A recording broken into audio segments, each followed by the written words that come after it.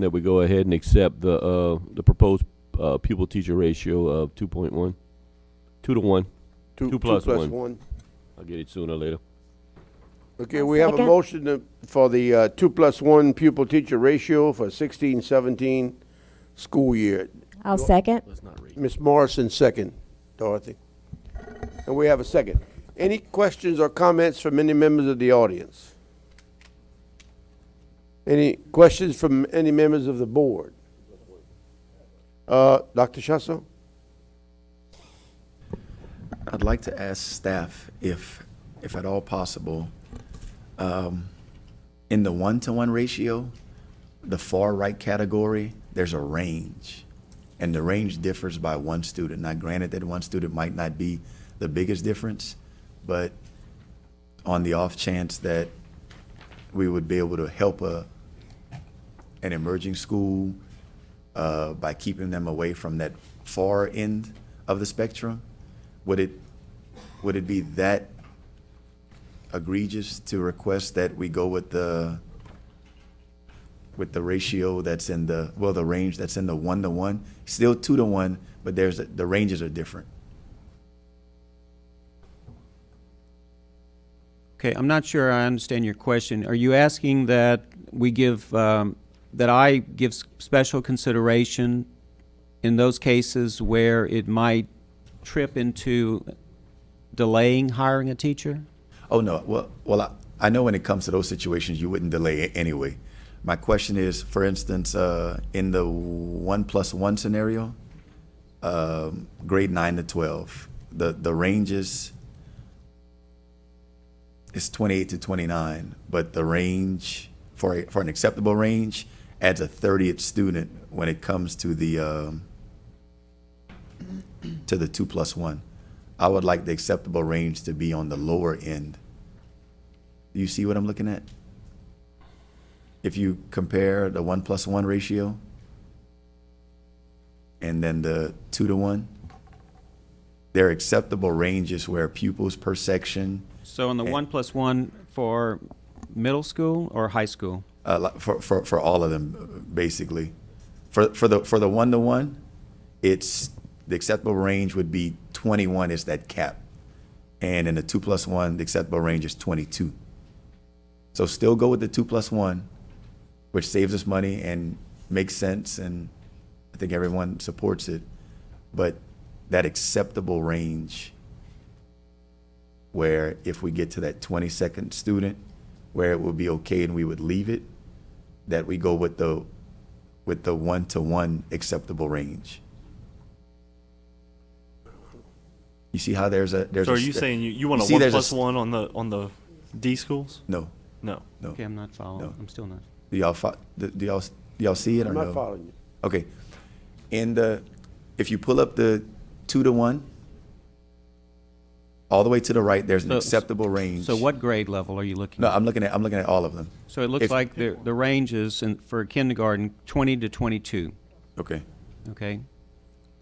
So And in the 1-to-1, it was 20 to 20 21. to 21. right. Okay. So for that D school, that 22nd kid may or may not be acceptable, which we're basically saying it's acceptable and we're okay with leaving it at 22.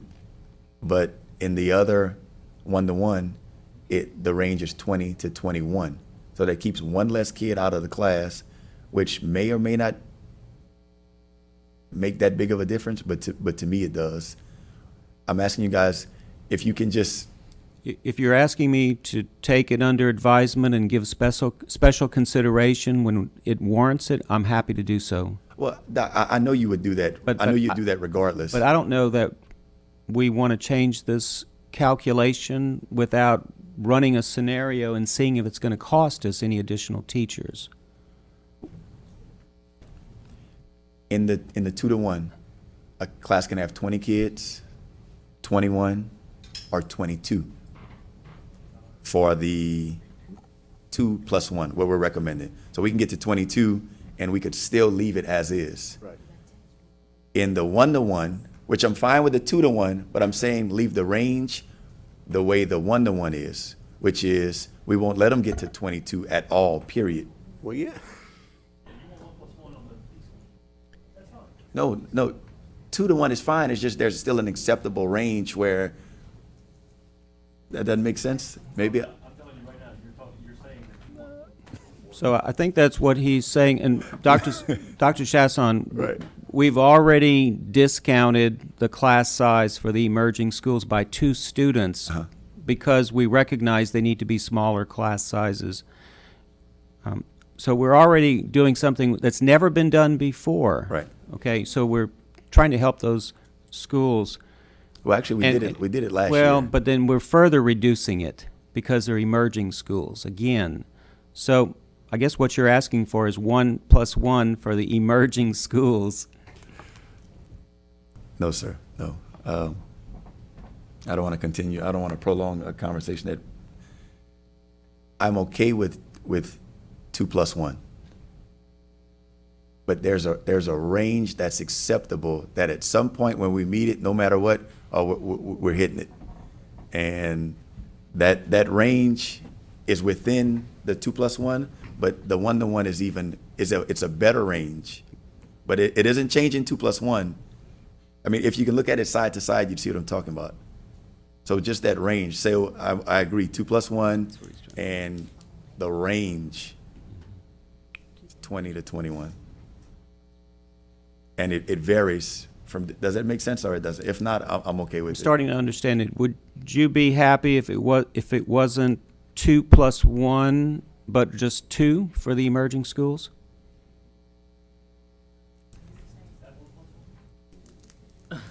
That's 1+1, but in a different manner. Under the 2+1 plan, if a class has 20 students in it, they can have up to 22. On the 23rd student, we open up another section. That's a 2-to-1, that's how 2-to-1 works. He's just doing this the Common Core way, Mr. Angel. So, Dr. Chasson, I would be happy to entertain that request from a principal as an appeal. Okay. I mean, I know that's something, you're a kind and Thank you. caring guy. Thank I know you. you would do that anyway. That's okay. I'll explain it after the meeting. Any other questions? Yes, sir, Mr. Centini. Dr. Aguilar to Mr. Guidry, where on the shortfall or the 4-year projection sheet is the reduction in the ratio for the emerging schools? I mean, I see we have increases and decreases, and this would seem to be a pretty... Mr. Centani, we're not ready yet to show you the considerations document. So it's not reflected in the file you're looking at now. Just shows the size of the deficit without any additional changes to our financial picture. So the 700 and... Oh, I can't add those numbers that big. But the $700,000 at the bottom, footnotes 1 and 2, that is not reflected in our change in expenditures. I mean, I see like we're gonna anticipate a step increase of $2 million, textbook adoption for $1 million this year. The additional $700-something thousand is not reflected on this list yet. Correct. Is what you're saying. So if we approve this, then the deficit grows by another $700,000? Not necessarily, because we are anticipating we're going to resize the number of teachers because of the pupil-teacher ratio and the current student population. So we could be absorbing that necessary increase just through downsizing through staffing. Okay. Do we have any ballpark estimate, guess, whatever you would like to call it, on basically reversing what we did last spring, going down 1 in the ABC schools column? And I'm, like Dr. Chasson, I'm perfectly fine leaving it at 2+1.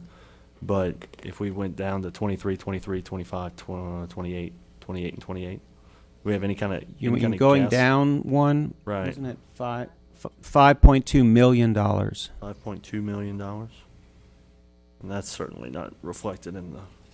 I'm gonna offer a substitute motion, Mr. President.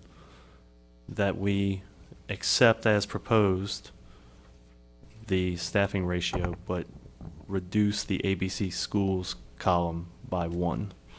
I'll second. All right, we have a substitute motion. Would you repeat that, please, Mr. Centeni?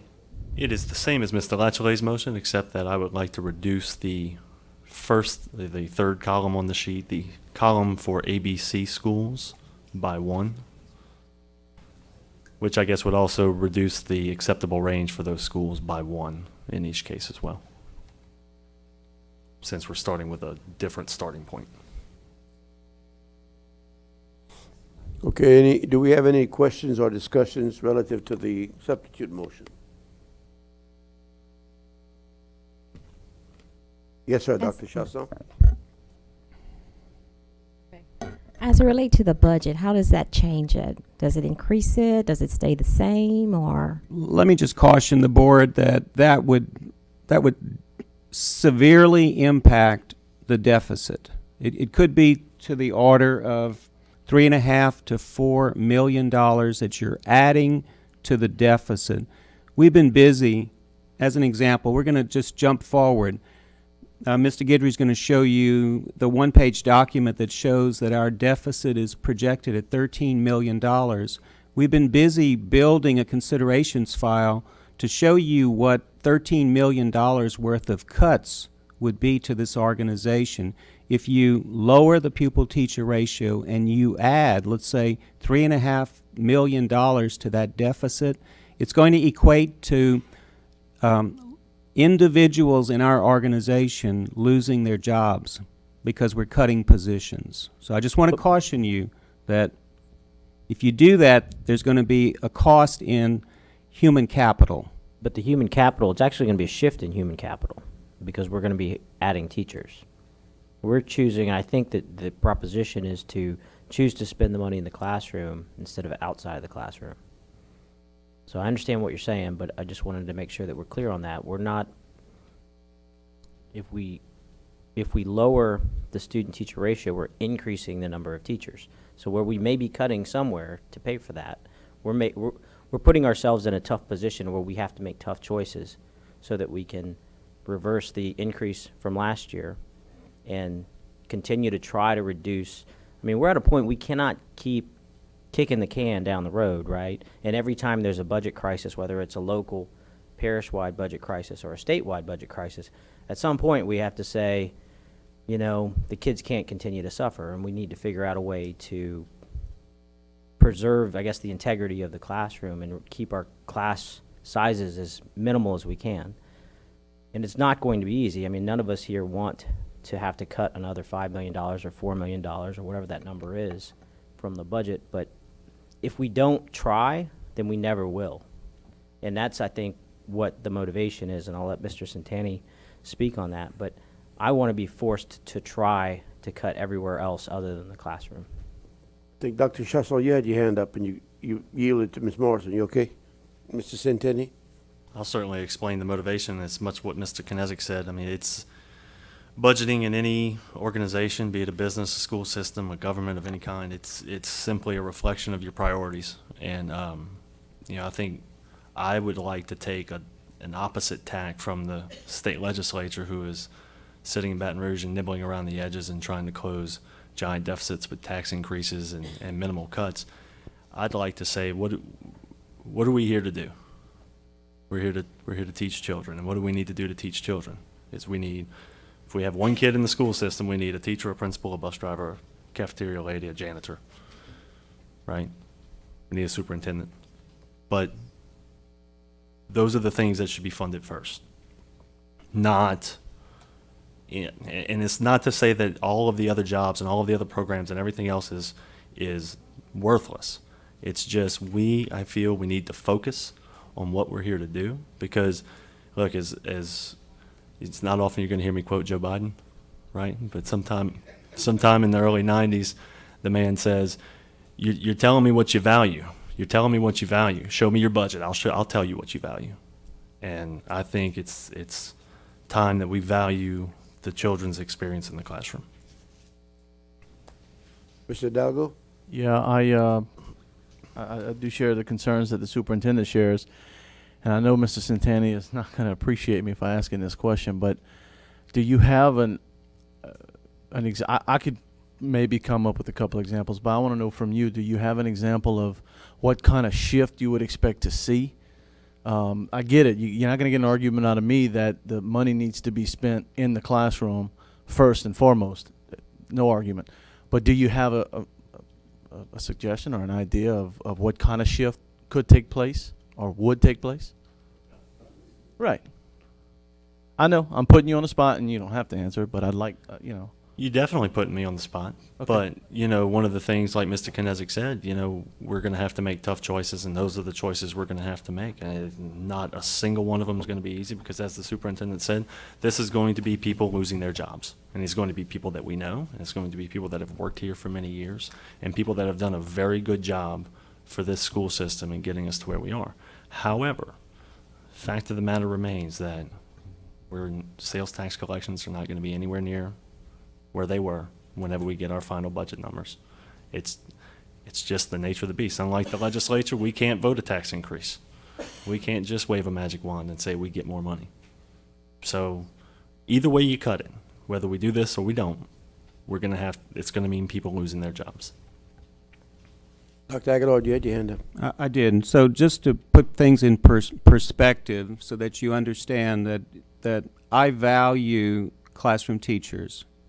We made a deliberate attempt to protect the number of classroom teachers. We even went as far as to do something different and special for our emerging schools. I also know that when you protect classroom teachers and you protect the number of principals, that makes sense. But you're leaving open everything else in this organization. Everything else provides support to those classroom teachers. So you would be looking to find savings in the ranks of assistant principals, guidance counselors, librarians, school nurses, custodians, clerical assistants, school secretaries, coaches, paraprofessionals, bus drivers, maintenance workers, central office people. So when you start to look at salaries necessary to close million-dollar gaps, to close a $7 million shortfall in our budget works out to about 100 individuals who lose their job. To close a $13 million shortfall equates to about 200 of our employees losing their jobs.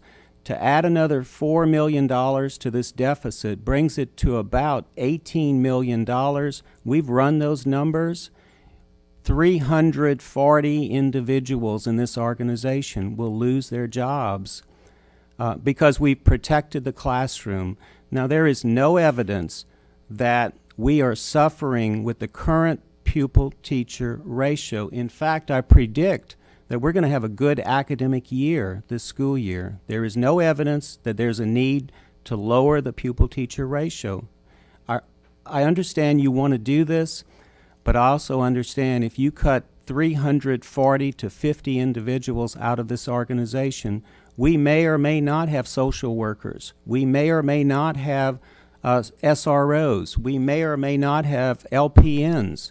We may or may not have clerical assistants, custodians, maintenance workers to carry on the critical function of this organization. So I want to caution you that to make that decision now without understanding what the consequences are is something you're going to have to think long and hard about at this point. I think you bring up a good point specifically. I'm sorry. No, go Jumping. ahead. Excited today. You bring up a good point. Tough decisions. One of the conversations we've talked about is SROs. And no one wants to be the person that says we don't need police officers in our schools or safety resource officers in our schools. Nobody really wants to be that person. But we now know we spend $1 million a year, so $1 million on police protection.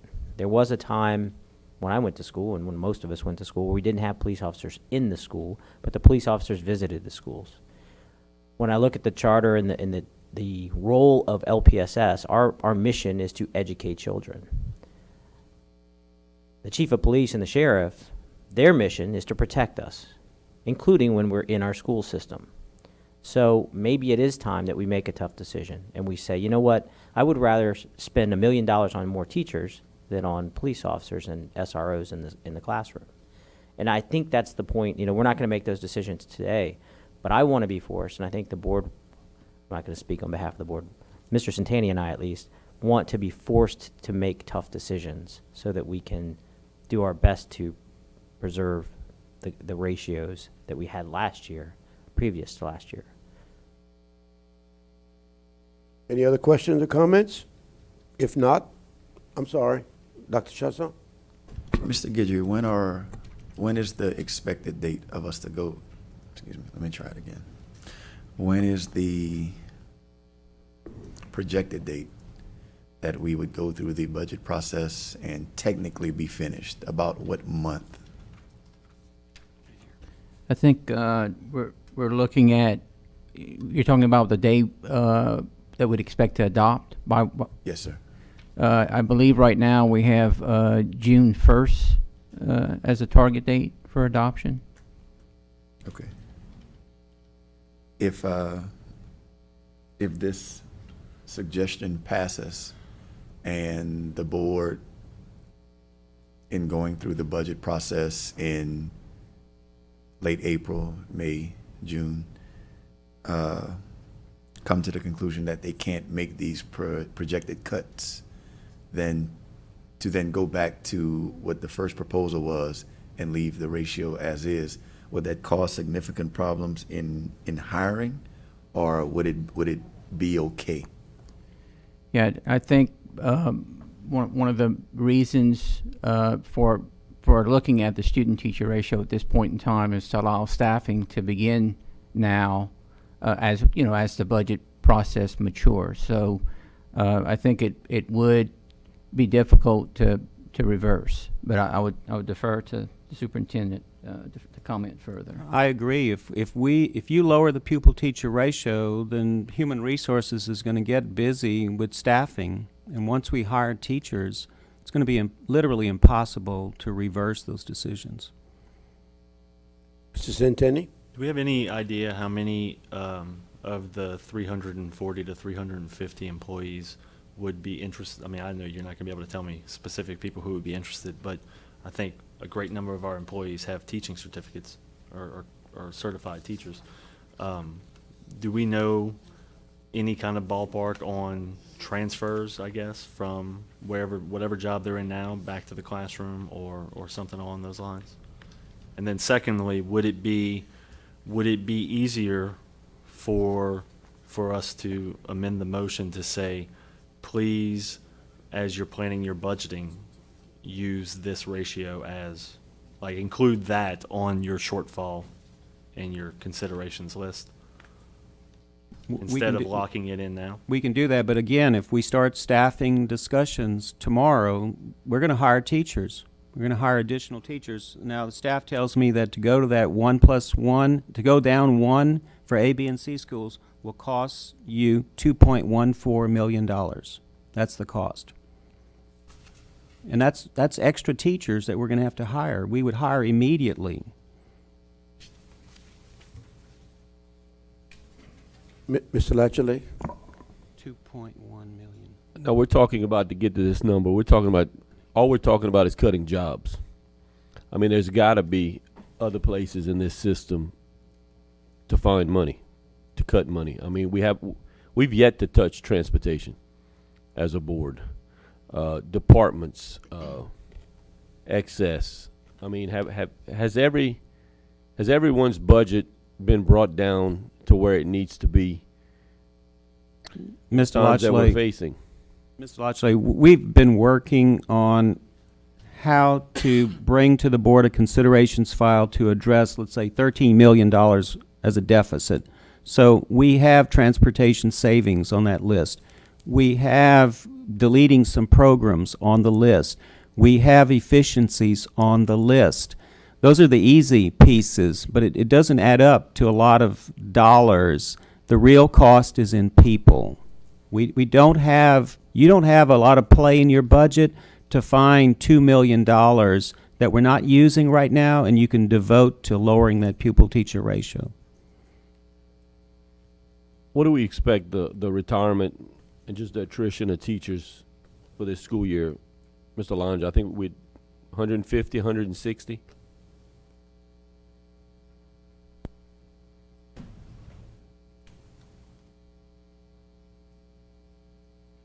I looked at these numbers and I think I presented some information maybe a month ago.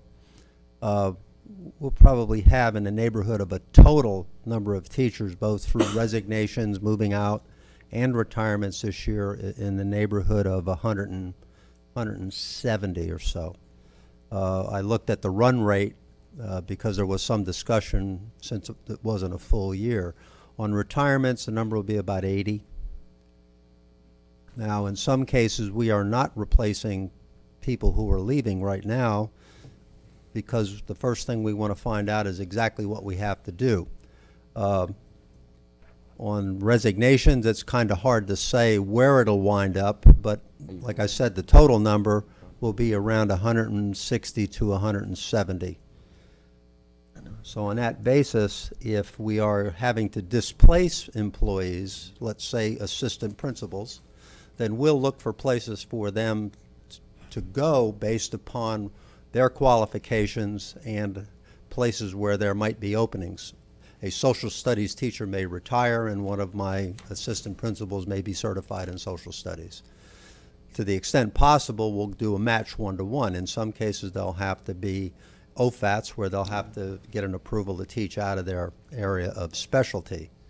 The next piece is let's say that the scenario goes that we begin to hire and you in June understand that there's no way to get to that number by cutting budgets or looking at line items in budgets. What we'll be doing at that point is we'll be making offers to people and preparing to employ them, and then we're going to tell them you have to go away, which won't make this an attractive place to recruit people to. But I think one of the points is last year we went +1 to save money, Right. and it cut teaching positions, and we just about put all of them back in. That is correct. So we didn't do anything by going up +1. That We is could have stayed where we were and still had the same amount of teaching positions. So, I think that's one of the point of some of this. That is correct. You're absolutely correct. On the other hand, significant cuts were made in a bunch of other areas. Billy has documented the Chronicle, I guess, was the last 5 years now, 6 years. There have been places where the onion's been shaved, and the onion's been shaved down to the core. So now what you're going to be doing is the cuts you make or you're required to make are going to have have a greater impact because you've shed some of that excess expense already.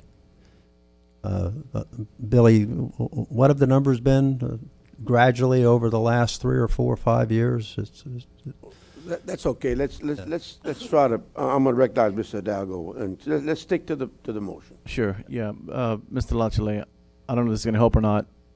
If I'm understanding it correctly, I think what the motivation here is to move folks from what they may be doing today, who are certified to teach, into the classroom. Now, if I'm understanding that correctly. So, last year nobody got fired. Attrition took care of the reduction. This year it would be the opposite, but I think what the motivation is behind the motion is to make an internal change and say, hey, X group, and that's why I asked Mr. Centani, and I respect him for not answering that question, but this group, get back in the classroom. And so, if I understand correctly, that's the motivation behind the motion. I'm not telling anybody to get back in the classroom. We're just saying that we got more classroom positions available. Any other questions or comments on the substitute motion? If not, I'm sorry, Dr. Shaston? If the budget is what the budget is, when it's all said and done, and we'll get to a point, we'll be in a meeting, and hey, we need to find another $3.5 million. And well, these are the proposed cuts. And if we don't want to, or can't find the heart to, or can't reason it out to make those proposed cuts, then if we go back to the original proposition, I understand it's still difficult, but at the same time, that's the answer I'm looking for. I understand it's still difficult, but if the budget doesn't reflect something, then we obviously can't pay for it. Then at that point, we can still come back to this. You could, but if we've made offers of employment to new hires, teachers, you would be telling them, well, we've changed our mind. We would have already staffed, and let's suppose we're cutting some assistant principals. So we're offering them a job back in the classroom. They're certified teachers. Guidance counselors, offer them a job back in the classroom. Librarians, offer them a job back in the classroom. You know, we can do that. But if we decide to undo that late in the summer, it's going to be problematic. Just for personnel. If you decide you want to do this, we need to make a decision tonight, and presumably we don't backtrack on this. You want to lower the pupil-teacher ratio, and you want to address the necessary cuts to balance the budget, we'll bring you the cuts necessary to give you a balanced budget. I would prefer that we don't backtrack down the road. Let's live with our decision, and let's move forward. I'm gonna, you have a follow-up, okay. Well, that's tough to say or even hypothesize. I can't live with it because I don't know what the proposed cuts will be. I understand the direction they want to go, but in understanding Dr. that, Chasno, I mean, we have run scenarios all the way up to $18 million of cuts. We've run that ugly scenario, and it's going to cost about 340 positions. When we do that, most of these cuts are not from the ranks of certificated personnel. Remember, we're protecting classroom teachers, and we're protecting principals, and we're going to have some support people with certificates. The large majority of these cuts necessary would be from the ranks of non-certificated personnel. I understand. Please know I understand. I mean, I know our budget is 90% salaries and benefits. So when we cut something, you're cutting someone. I understand that. I'm just trying to find a silver lining. I didn't make the motion. I'm just going to be forced to vote on it. So with that being said, if the budget doesn't reflect it 2 months from now, we'll still be okay. That's what I'm asking. I understand it'll be problematic, but if I'm saying, hey, I got a job for someone, and then 2 months from now, well, there's no money for it, then they don't have a job. Okay, I'm not comfortable going down that road to say we're going to offer teachers, because other districts might be having to downsize as well because of the economy. Offering a teacher a job in Lafayette Parish and then subsequently saying, well, we've changed our mind. We're going to stick with the existing pupil-teacher ratio, and we don't have a position for you. I don't think that's what you want to do. I'm going to recognize Mr. Centennial, but I just want to make a comment. This is not pro or con, but I think that's the whole idea of this substitute motion is we're gonna if the motion passes, we are agreeing that we're gonna start with this many teachers, and there will be cuts after that.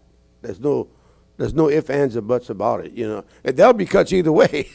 There'll be cuts either way, but there'll be more cuts under this scenario because we're including more teachers. But there will be cuts. Okay, Mr. Centennial. And Dr. Aguilar is absolutely right. If you have in your mind that we're gonna choose to go down and this motion passes, and then maybe in July we're gonna go back up, No. don't disabuse, vote no now. I'm telling you, if you have even the slightest hesitation about what this might mean for you, because he's right. As a management technique, it's exceptionally poor to offer people jobs in April and lay them off in July. I mean, it's just not a good way to manage your organization. So, as Mr. Kinesic said earlier, I would like to force us to make the tough choices. And this is the first one, is let's consciously choose to spend our money in the classroom. And we will make the best choices we can, because here's the secret, man. None of these choices are going to be easy. They are all going to hurt, whether it's 350 or 250 or 150 or the 70 that we cut last year. They're all going to hurt.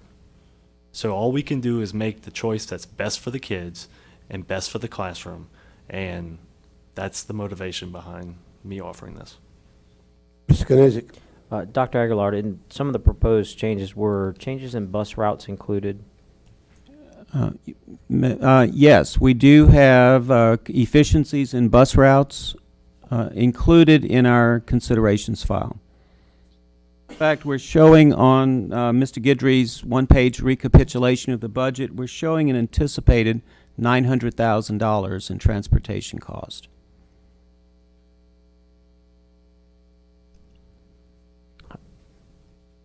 Thank you. All right, any other? Yes, sir. Dr. Schultz, I'll give you one more crack at the mic before we vote.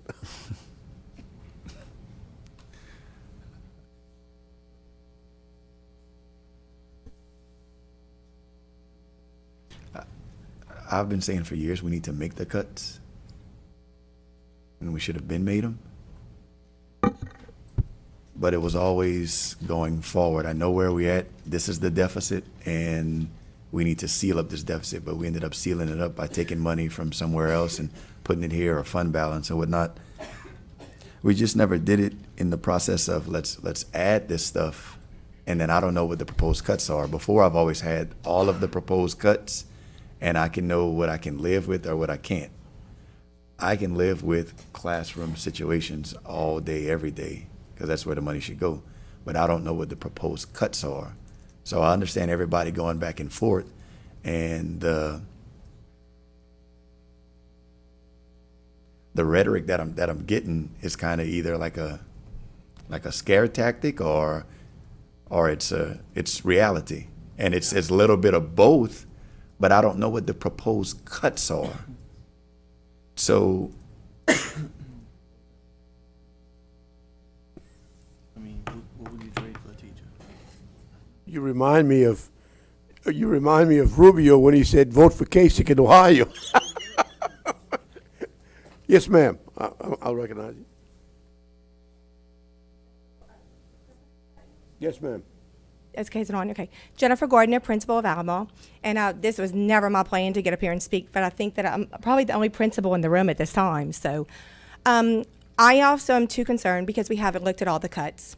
I do agree that we should focus on a lower class size, but at the same time, to run a school, I still need librarians, I still need clerks, I still need custodians, and I do know that cuts need to be made. I understand I have a list of things I'd love to see cut also. But as the principals last year, when we met as a principal association, we actually, before Dr. Aguilar, I think, was even here, we actually approached the previous superintendent, and then when Dr. Aguilar came in, that as principals, we spoke with our teachers, and we were okay at the time going up to 29-1, because it was our part that we could do at a school to move our student-to-pupil ratio to 29-1. We've been very successful this year, and I do have a class with 31 because it was based on the 1-1-1.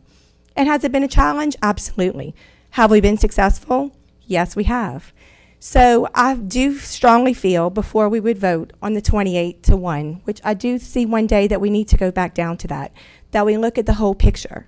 Because before we make a decision, and I know, Mrs. Santani, we do have to make those cuts. And I do know that we're in a large deficit. But I do think we need to see the whole picture before we move there. And I know that the ultimate is in the classroom. That's why I do what I need to do every day. But I can't run a school if you lower the rest of my school building for the support for that classroom. So they go hand in hand. If they don't have the in-school support to support what's going on there, we won't be successful with 28 in the classroom. Thank you. Mr. Dago? Yes, ma'am. Thank you for having the courage to come up and speak as a principal. I want to tell you what the big picture is for me, and it boils down to one simple thing. I think it's a simple thing, is what Mr. Lachele mentioned earlier. We made X amount of cuts last year based upon going up on the pupil-teacher ratio by 1. And every one of those cuts, those positions were filled, so it really had no, in essence, you could say it really had no effect on the budget. So that is my concern here. Other than that, I'm with you, because I don't want to see instructional strategists cut. Social workers, I think you all remember that conversation we had on this board floor. So I don't want to see those things cut. I agree with you. But we cut X amount of positions and then we refilled them. So what did we do for the budget? So that means we took the money from somewhere else, which is, I think, what these two gentlemen are saying now. Take it from somewhere else and not the classroom. That's my main concern with this whole issue. Dr. Chasson?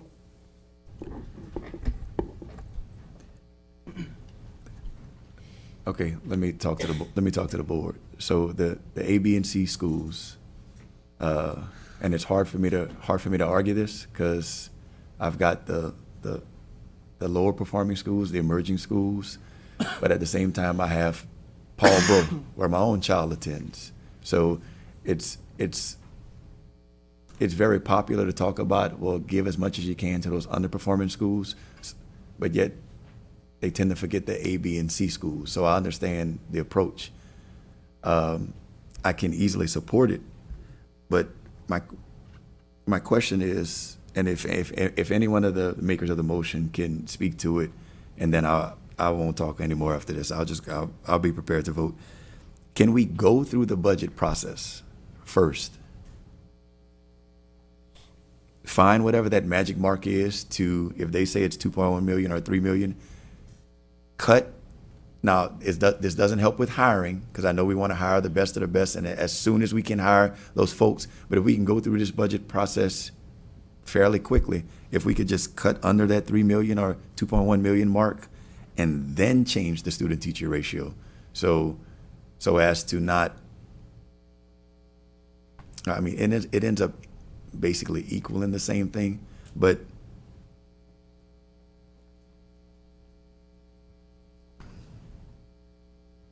well, I guess I just answered my own question. All right, thank you.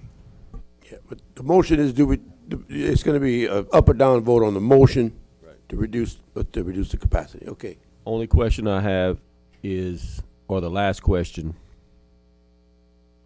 how fast could staff come back with some preliminary numbers, nothing in concrete, if a yes vote wins out on this? Or how fast could staff come with numbers so that this could be brought back up? Because even if it fails tonight, I would still want to see if staff can come back with numbers as if it would have passed, to see if we can bring it back up and do what Dr. Chasson said, give back to the A, B, and C schools. You might want to ask that to the board members, because I've seen this before in the past. Staff can come up with something and the board members don't think that list means a hill of beans. So you might want, because specific board members, I myself have specific ideas of what I think should and could be cut. So you might want to ask that to the board members, because they're the ones going to make the final decision. They're going to say, well, I mean, they made a mention of a few of them before. They may not say SRO officers, but someone here may say, so you might want to ask that to the board. But I mean, I didn't mean to interrupt the question. I just wanted to let you know. Maybe it was just too general of a question, to be asking, just to give an idea which direction to go. I think we've discussed this adequately, and so, Madam Secretary, I'm going to call for the vote. On the substitute motion,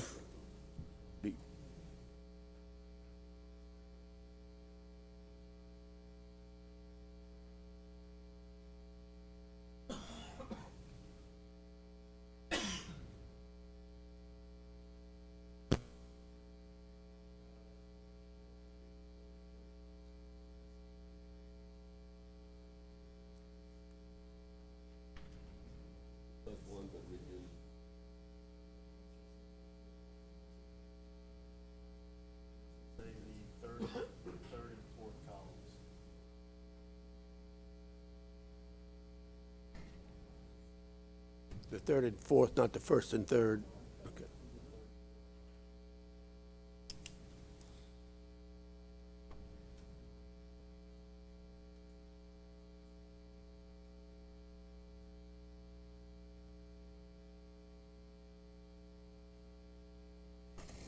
Is that what they want to do?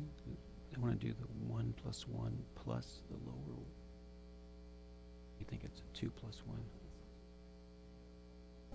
Yeah.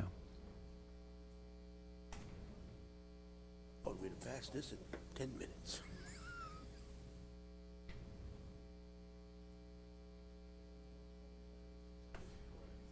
Okay, now the correct motion is on the screen. We'll call for the vote.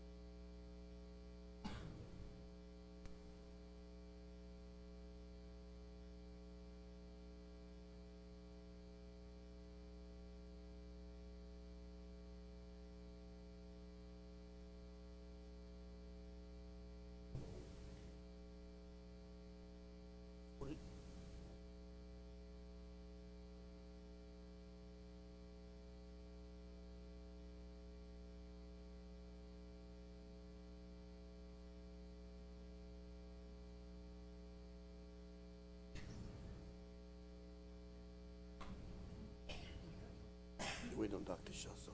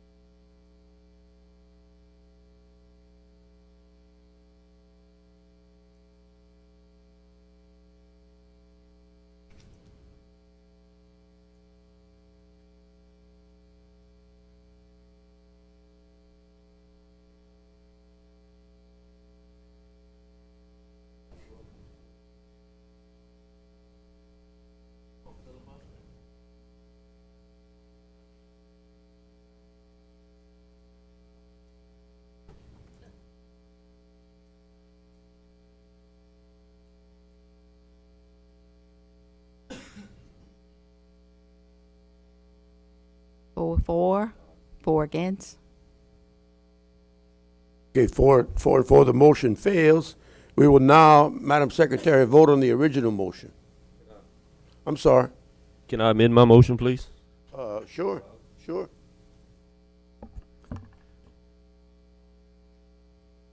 Like to approve the 2-to-1 and add the reduced ratio to the shortfall. I'm not sure I understand. 2 + 1.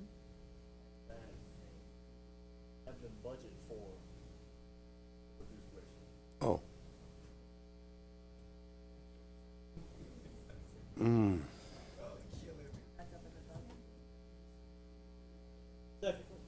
So what's this? What's your motion? Let's keep it separate. Let's stick with my original. Okay, so now we're gonna vote on the original motion, which is 2 + 1. Yeah, that doesn't require a motion because we've already moved, seconded, and even discussed that. So Madam Secretary will call for the vote on the original motion. Mr. Hidalgo, second.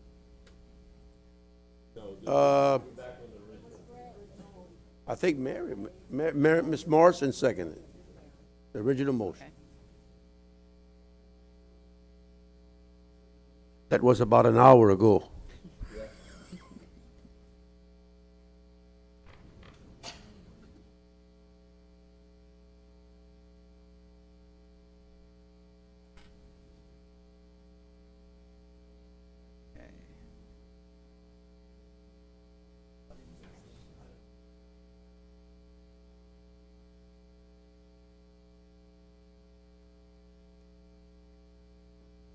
I'm not sure if it makes a difference, but I made the second motion. That was the second. Oh. I'm sorry. Yes, it does. Okay, I'm sorry. You're gonna have to revote.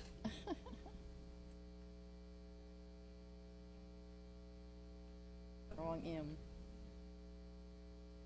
Okay.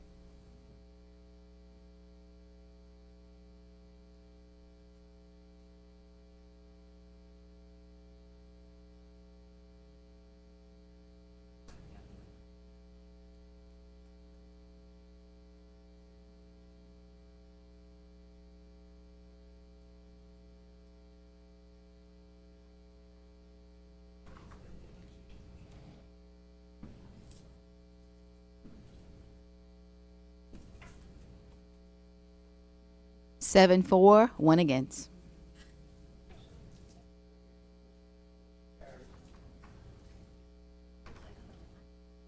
Next item on our agenda is approval of the guaranteed maximum price for the new high school project. Good evening, members of the board. Kyle Boardlawn, Director of Planning and Facilities.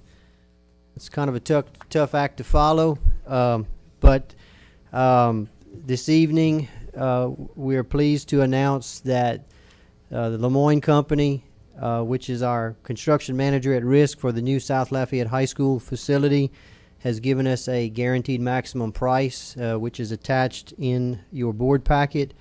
That price being $62,308,123. That is a budgeted project, and the funding is available, right, Mr. Guidry? So that being said, I would like Mr. Eric Crozier with the design team of Abel Crozier Davis Architects and Pfluger to give a short presentation on the massive amount of work that has led us up to this point right now. And if at any point anyone is interested in seeing the documents that have been developed up to this point, they're stacked on the table right here in front of the board. Mr. Boardlaw, just Yes, give me, sir. excuse me for 1 second, but we Oh, need I'm we need a motion to begin this discussion. I'll go ahead and make the motion that we approve the guaranteed maximum price for the new high school project. We have a second, Mr. Hidalgo. I'm sorry, I didn't mean to interrupt you, but That's okay. I apologize. I'm kind of excited about this project. Okay. just don't confuse excitement with lengthiness. Mr. Crozier will keep it as short as possible. We can turn all this off, too. President Angel, Dr. Aguilar, members of the board, Eric Crozier, Abel Crozier Davis. We thought we'd give you an overview of kind of where we are and where we've been a little bit and where we're going to go. So we will speed it up a little bit here. So, you know, these are some of the focus that has been the focus of our process up to this point. You know, it has been very collaborative. We got a lot of buy-in from our community. There was a lot of direct integration with representative personnel. I'll tell you that, you know, sometimes we couldn't move quite as fast as we needed to, but I'll tell you that you should be very proud of your staff. They met with us. They spent a lot of time with us. We got a lot of feedback, and it was very good. So I thought for the first time building a high school in 46 years that they did a great job. So, and another one of our focuses and something we based our decisions on was always trying to go back to 21st century design, guiding our decision-making processes. This is just a quick graphic of when we started. You know, we were engaged sometime in mid-July. The first series of design charrettes were end of August. And then at that point, we immediately went into our first drawing phase, schematic design. Early to September, the CMR was approved, that method was approved, and the CMR was brought on board mid to late November. So we were finished schematic design, and we were already into our second design phase before the CMR was engaged. So we were moving pretty good. We also spent that time on site survey, geotechnical, some other areas. We had other departmental meetings between straddling October, November, and then we also had some at the end of the year as well. So we've met 3 times. We'll also have another one next week. It's another 2-day full event, and then we'll have at least one more beginning of May to discuss more in detail finishes and materials for interiors. Lemoyne was kind enough to work with us end of December, early January, giving us some preliminary order of magnitude numbers based on the drawings of where they were at that point. And so we sort of have our first round of budget discussions then, and of course we just received one here just, I guess it was Monday. So our construction documents, which is the third phase, what's on the table there is our second phase. That's 2 sets of documents, so they're lift with your legs, not with your back. Construction documents will go until the end of July, so we anticipate being 50% done with those in early May. For the speed of this, if you'll notice little black tick marks, the site structural package is being procured. That procurement process is going to begin, and you'll notice that we're still 2.5 months from finishing the drawings.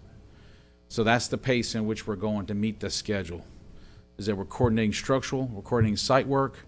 At the same time, we're asking questions about millwork, cabinets, toilet partitions, and toilet accessories. So it's all moving simultaneously.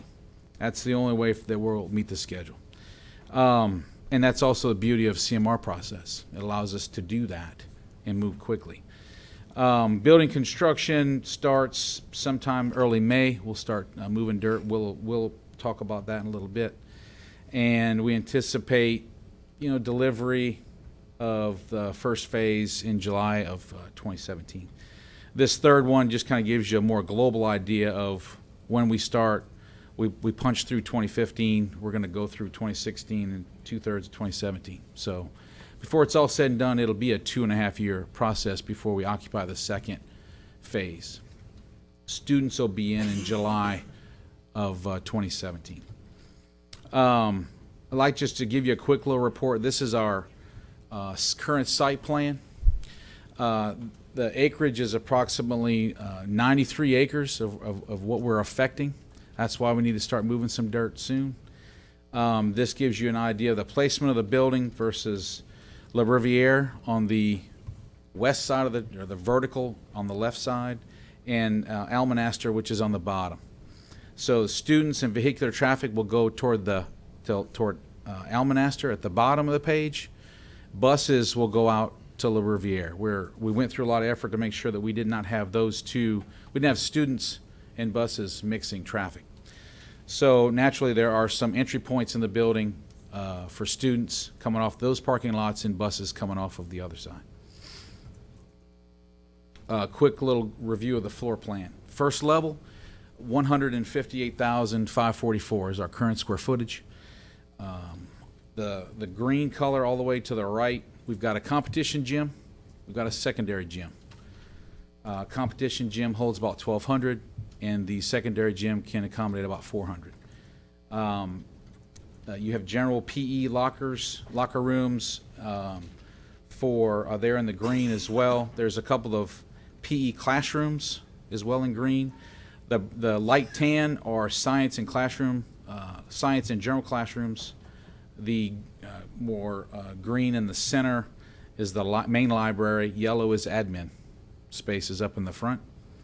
And the purple in the back is your kitchen and cafeteria. So again, your core spaces are for 2,000.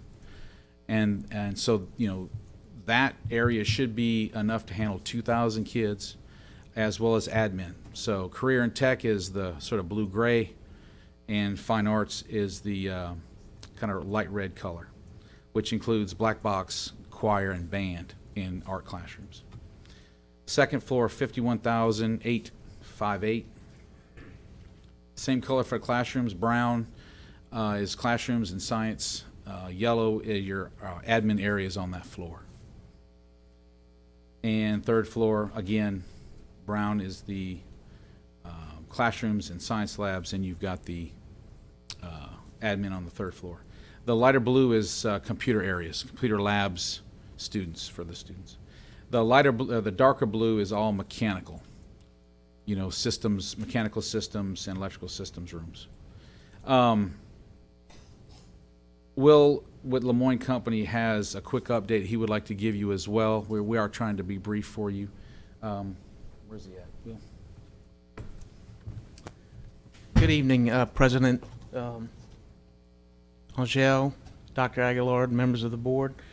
Will Lemoyne with the Lemoyne Company, and I will be brief. Eric spoke a lot about what we've been working on. Just to reiterate, as a team, I think everyone has come together in an excellent manner, being very collaborative.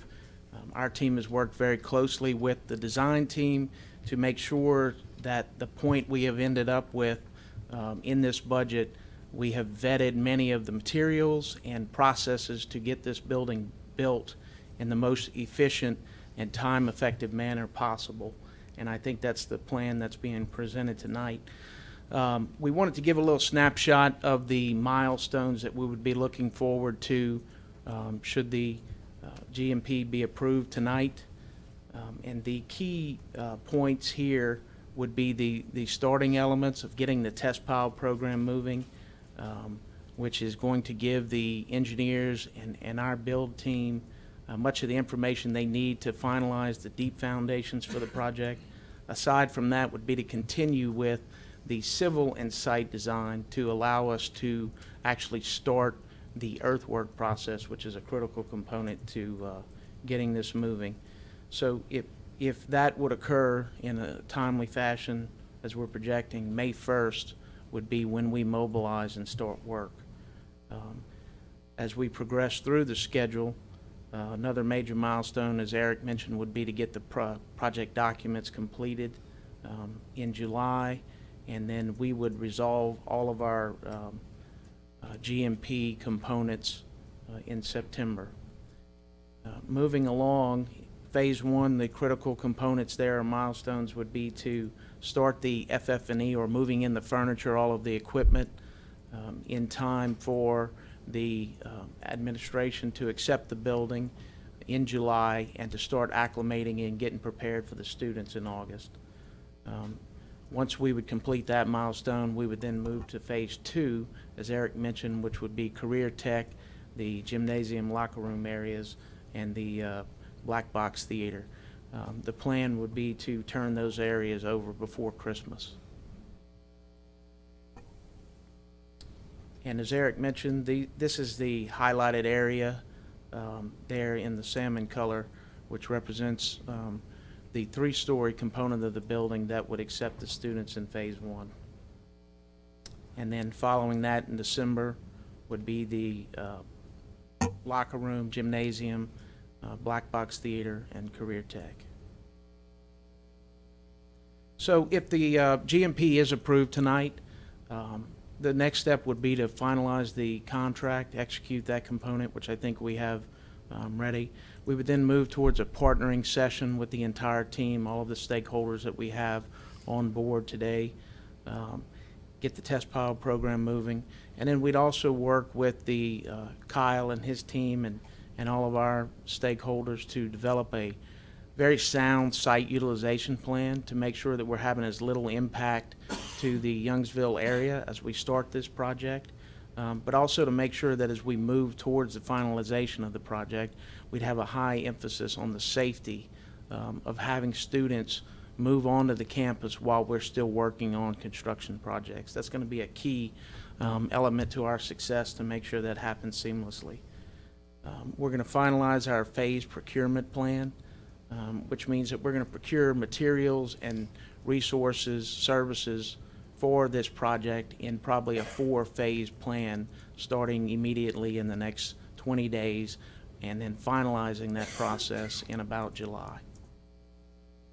And then finally, we'll get started in moving dirt in May. That's all we had for the presentation. If there are any questions, I think we'd open it up. I have a question, probably Dr. Aguilar or the architect, I'm not sure. But I noticed of course, this is a 3-story building. And I noticed on each story, there are offices for administrative personnel. I'm going to assume that even though it's 3 stories, that's not going to cause us to have more administrative personnel than any other school. No, sir, it will not. Okay, that was my question. I have actually a couple questions. Mr. Bordelon, I sent a text to you asking about bonding. You replied that it's a contractual requirement. My question was, is it illegal? Are we legally bound to have to require a construction bond? Yes, sir, we are. Okay, is that a state requirement or? I'm pretty sure it's a state requirement. Best I can recall, I think the state requires a minimum 50%, but our procedure has always been, for the 20 years I've been here, to require a 100% performance and payment bond, which is pretty much an industry standard. I have more questions. Okay. I do. So I understand schedule is a big deal, and both the architect and Lemoyne Company need our input. What is our process internally for providing timely decisions on whatever it is that they need decisions on? Well, believe me, I have a lot of emails that come through from these guys, and everyone carbon copies everyone else. If there are questions that come about, academics, we go over to Ms. Samick and her group, or just whoever it is that question is affecting. Through the design charrettes, through the follow-up meetings, we have some more follow-up meetings next week. We are answering all the questions as soon as they come up, and helping the designers to put the finishing touches on the drawings. It's truly a collaborative effort. But you're the person that gets it done and makes those decisions or facilitates those decisions? Well, yes, sir. Myself and Ms. Biado's been taking a lot of those questions and getting some of those answered, putting them in the right hands and getting those answers back to the design team. Thank you. And I had one more, unless somebody else has a question. It's for Mr. Lemoyne. We had previous discussions from Dr. Chasson, Mr. Broussard, about opportunities for subcontractors that are like MBE contractors, minority business enterprises. What type of program does the Lemoyne Company have that can help promote opportunities for local businesses, whether they're minority owned or not? Sure. So as part of our contractual obligation, we are to solicit from a fair amount, I think at a minimum of 3, but obviously it benefits us to solicit as many qualified sources of pricing for materials and services, subcontractor services, if you will. And so, you know, we have a very proactive system to do that, not just from a local standpoint, but we obviously, being local, focus on those resources. In addition to that, we have a database that includes a number of minority, disadvantaged business, and women-owned business enterprises in the local area, but also throughout the state. It's a general practice of ours to specifically solicit from those groups or entities. In addition to that, one of the other things that we do is we'll advertise and hold a workshop within our offices and invite anyone who wishes to participate to come in And one of the things that we try to do is educate people about specific programs that are available to them. And what we offer is, on a particular project like this, if they are willing to, if they already have the necessary certifications, or if they're willing to pursue those in a timely manner, and they have the qualifications to meet the services that are being solicited, we would gladly accept their proposal accordingly. Thank you. Mr. Dalgo? I don't know where Mr. Lachele ran off to, but he failed to ask a question last night, so on his behalf, when can we expect to have a physical groundbreaking? Literally. You know, shovels, cameras. I think as soon as we have an executed contract to guarantee that we're going to move forward, I think that's something that can be planned from a ceremonial standpoint fairly quickly. Okay. You know, from the standpoint of actually having equipment moving, that could occur within the next 25, 30 days at the latest. Okay. You heard that, Mr. Lachele? We have to go- Groundbreaking could be as soon as tomorrow. I think that it's very clever how you blamed Mr. Lachele for your question. Well, he's After- the, after excuse all me, the- he's the one that wanted to ask No, it. I asked it last night. I want to know when we're going to put on a suit and get a gold shovel and throw some dirt. Get our picture in the paper. After we sign the contract. Oh, okay. Well, did you from that did you date, And we have the contracts with us tonight. If did you mention that the facilities committee voted unanimously 3-0 to support this? Okay, I just told him.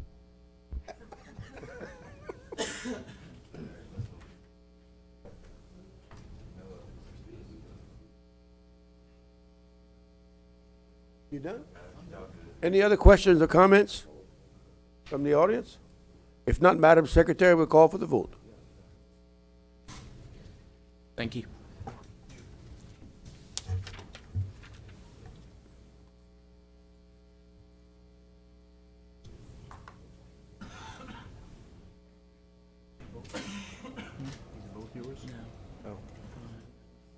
Uh-oh.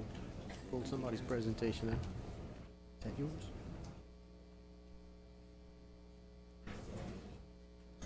Oops. 8-4, none against. Like the facilities committee, the vote is unanimous. Who's that for? The preliminary projection of the 16-17 general fund budget, general shortfall. Is that information?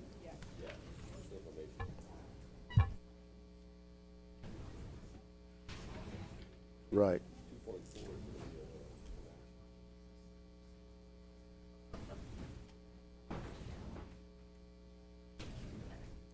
Who's going to handle that? You, Mr. Guidry?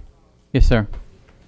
I've distributed a revised one-page summary that presents a 4-year projection.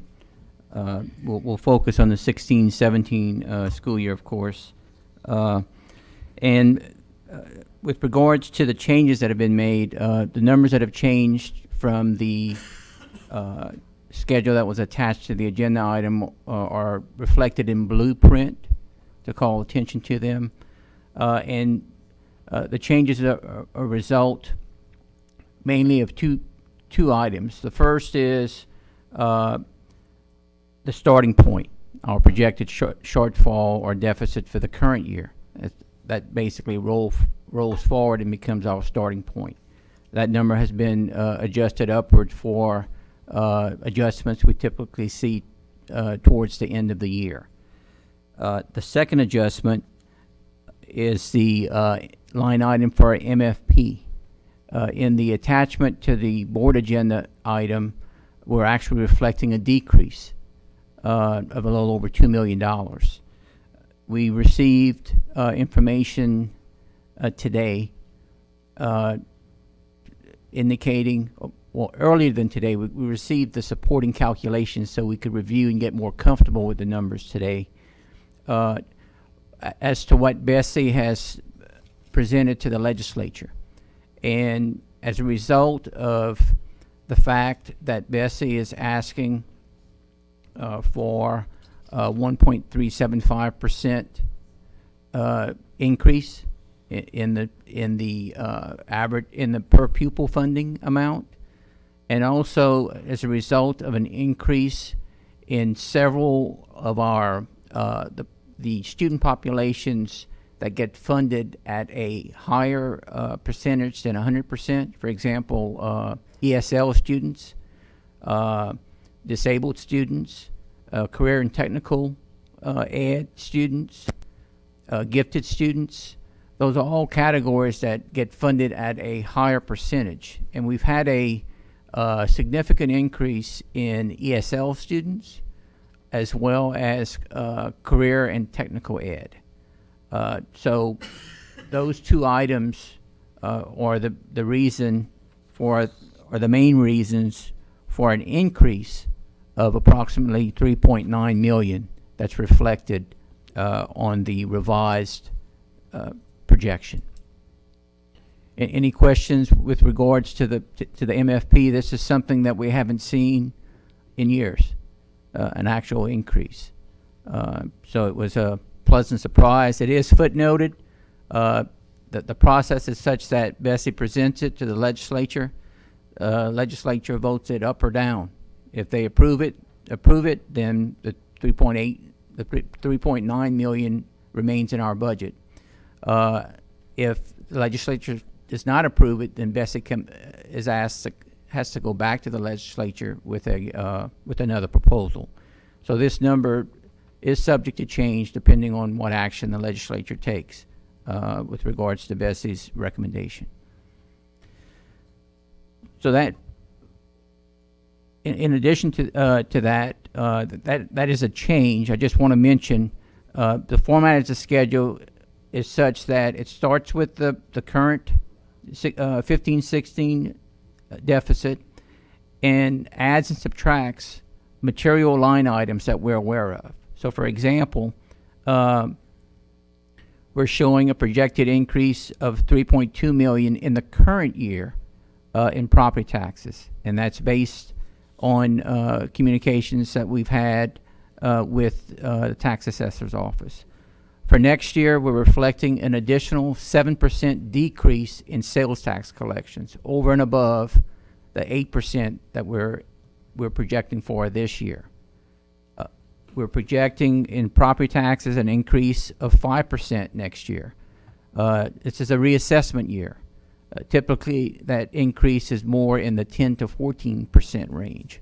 So 5% may sound like a lot, but in a reassessment year, it really isn't.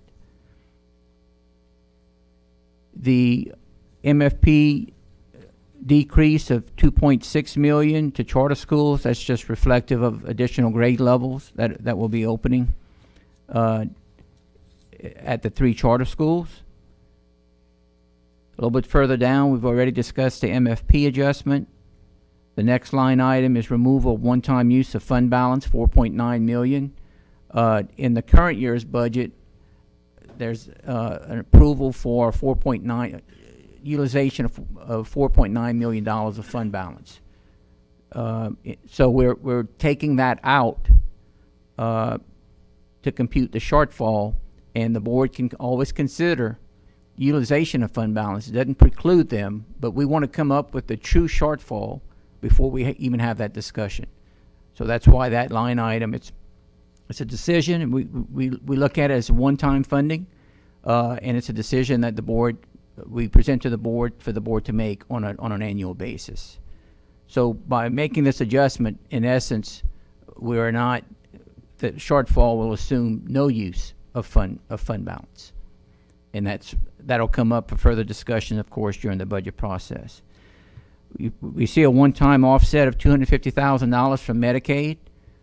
We've had an increase in Medicaid reimbursement as a result of many things. One thing in particular is our nursing program was able to bill for services that it had not been able to bill for in previous years.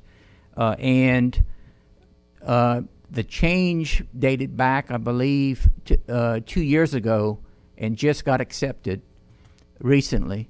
So in essence, they've gone back, and we've actually collected on those billings that we had been keeping track of, but we weren't getting reimbursed for. So it was a one-time windfall, and we're going to propose using $250,000 to transfer to the general fund to cover costs of the nursing program. So it's still we're keeping the money for health services.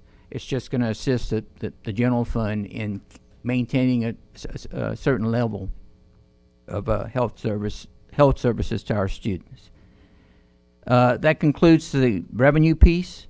On the expenditure side, this is just a standard line item we include in arriving at the shortfall. The step increase, estimated cost of $2 million. A step increase is the annual increase in the salary schedule, and this is for all employee groups, both professional and our support groups.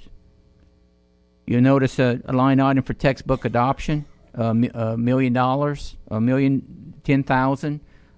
That's reflective of mainly an ELA adoption, and so there will be a need for additional funding for that adoption.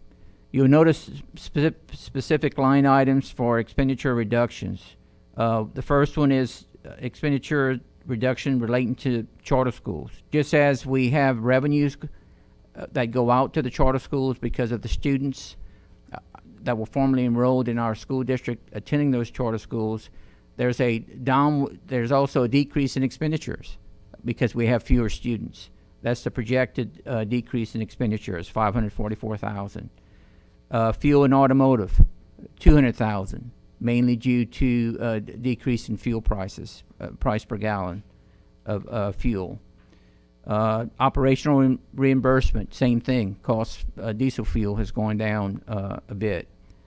We're reflecting it in that $250,000 amount. Transportation targeted efficiencies. Dr. Aguilar had referred to this projected decrease earlier of $900,000. With regards to changes in the retirement rate, TRSL has gone down to 25.5% from the current 26.2%. That's a savings of $933,000. Louisiana School Employee Retirement System, which is mainly our maintenance workers and bus drivers, has gone down as well. Decreased by 2.9% for an estimated savings of $411,000.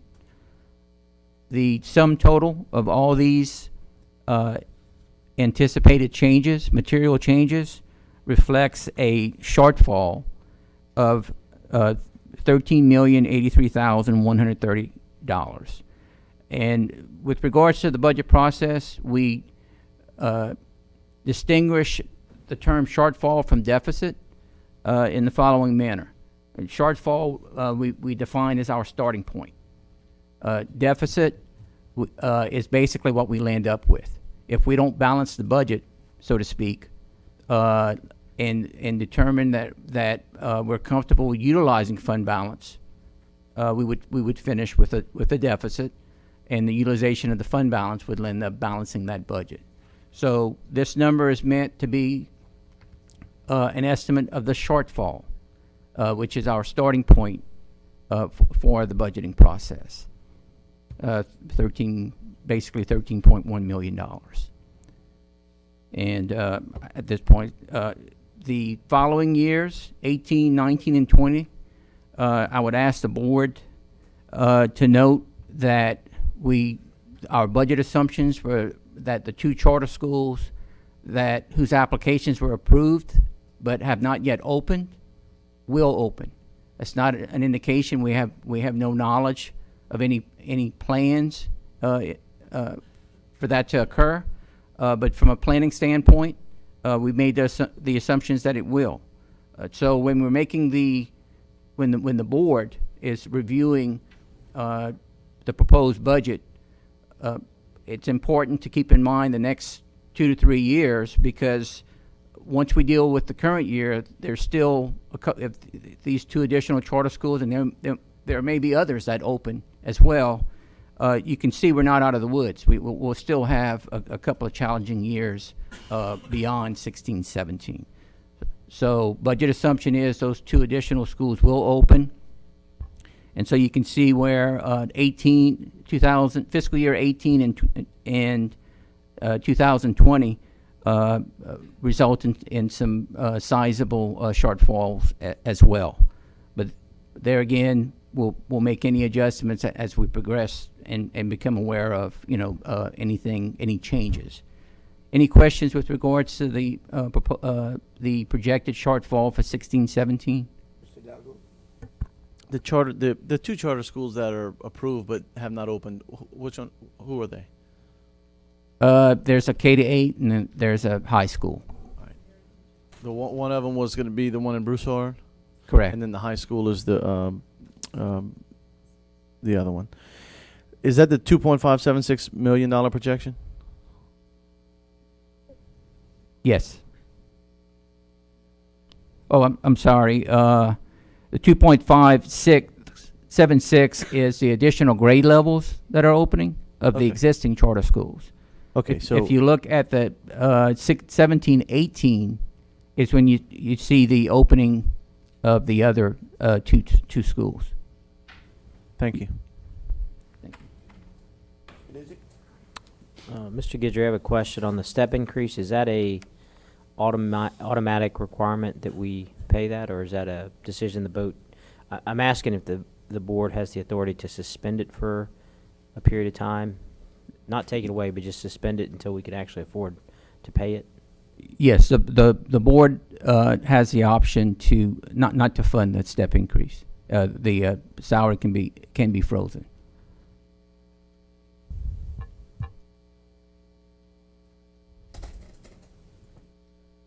Thank you, Mr. Guidry, very much. Next on our agenda is the revised project listing for the $126 million of bond issuances. Is that you again, Mr. Guidry? Yes, sir. We need a motion. We need a motion, yeah. I'll go ahead and make a motion that we approve the revised project listing for the $126 million bond issuance. Okay, second by Ms. Morris. All right, Mr. Guidry?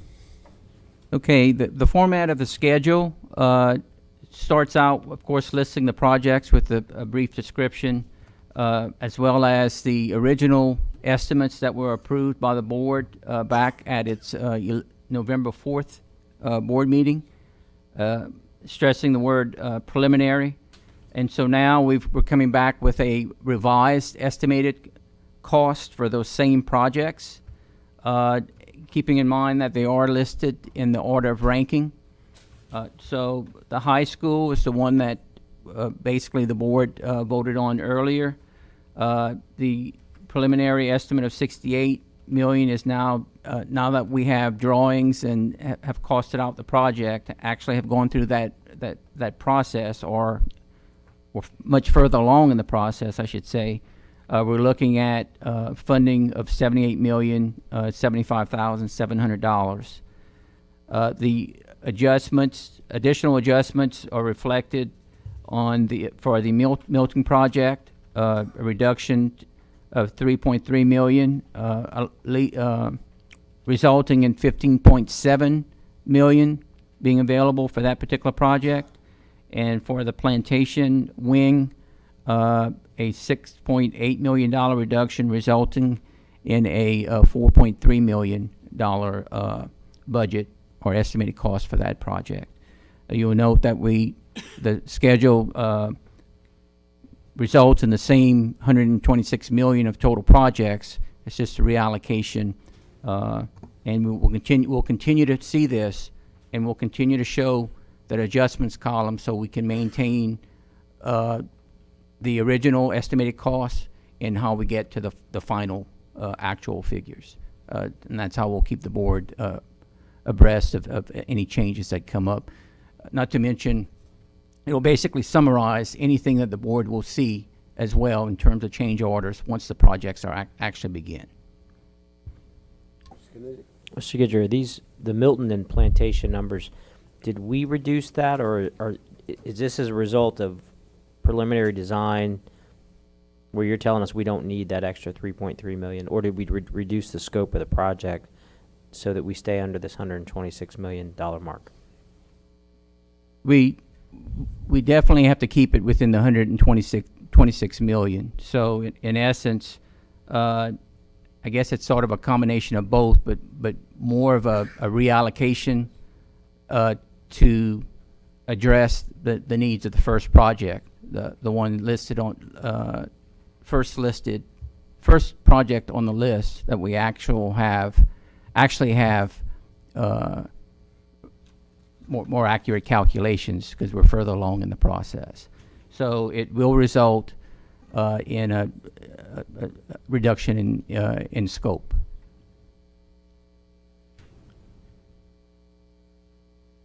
Mr. Hidalgo? Mr. Knezik, if I can address that. Stop me at any point if you feel like I'm incorrect.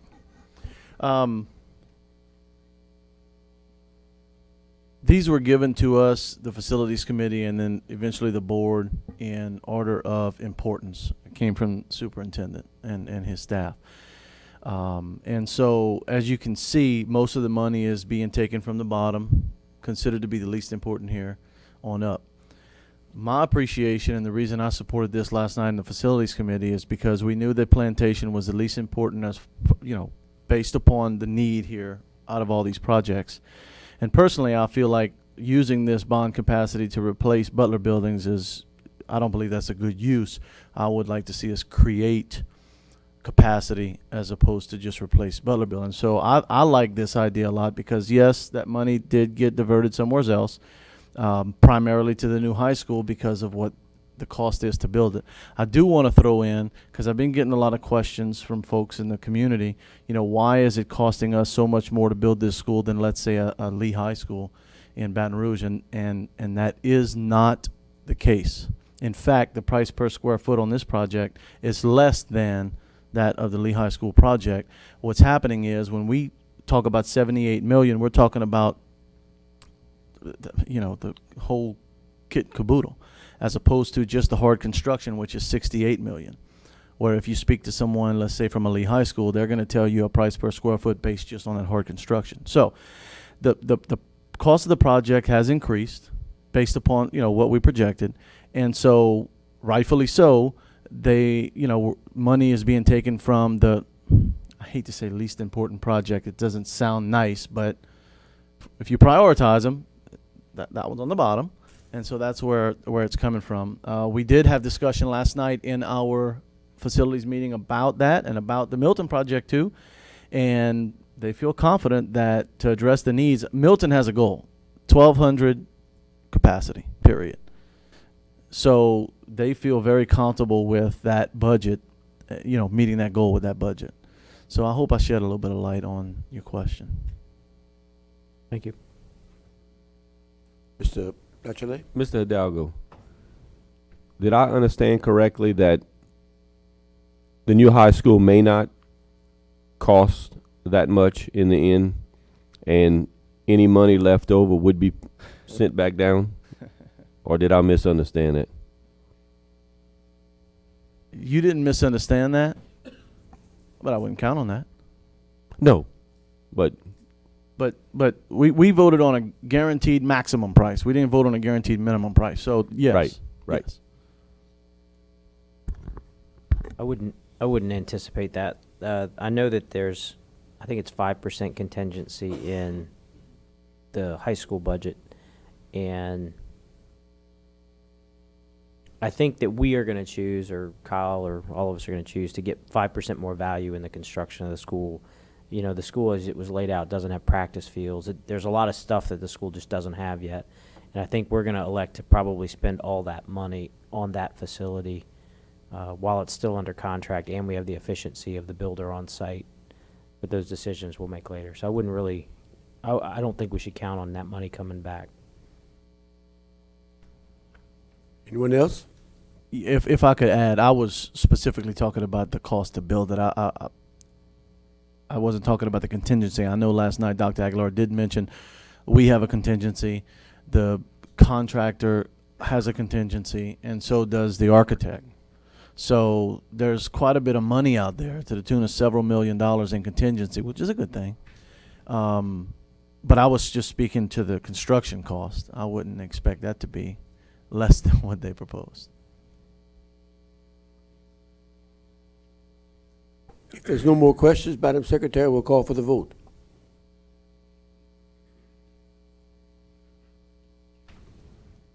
We are done. We just need to talk to Jeremy.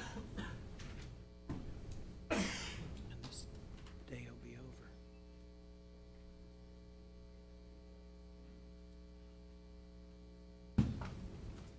Okay, but remember, I'm going to Baton Rouge tomorrow. Green tie. 7:30. Where?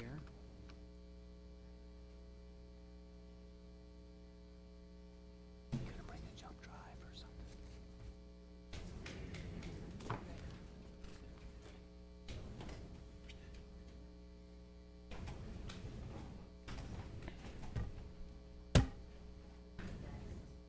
Let's see the vote.